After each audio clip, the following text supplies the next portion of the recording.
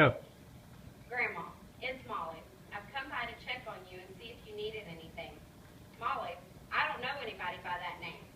Please leave before I call the cops. Why doesn't Grandma remember me?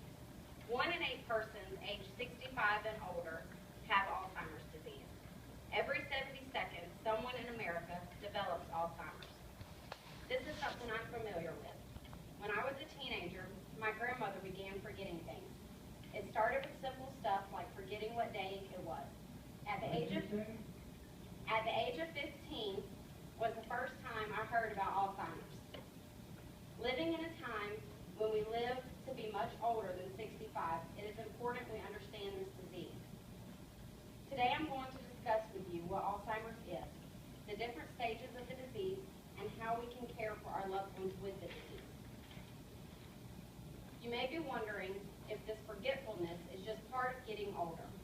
Alzheimer's disease is a type of dementia that causes problems with memory, thinking, and behavior.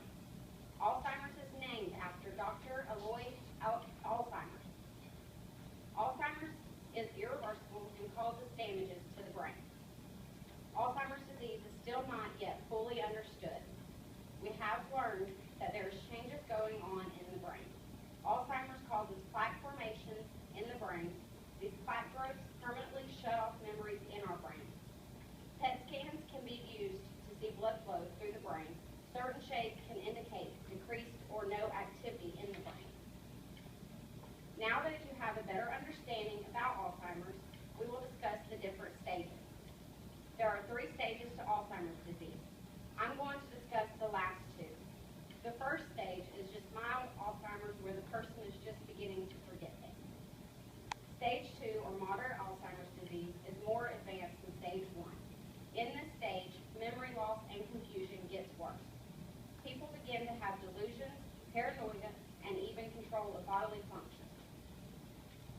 With stage 3, or severe Alzheimer's, people lose all control of themselves. In this final stage of the disease, people are unable to speak or even walk.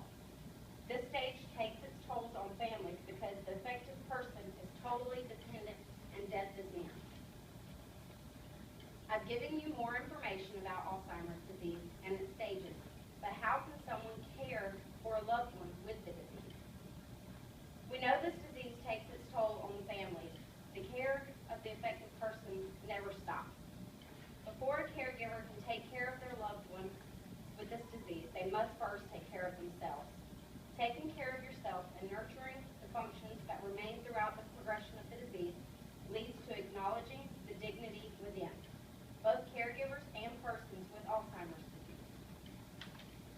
Once you have cared for yourself, then you can provide better care for those you are caring for. Alzheimer's disease is a debilitating disease. It takes time and patience to provide proper care. As a caregiver, you can continue to let your loved one pick out their outfits every day. This will help the affected person feel more independent longer.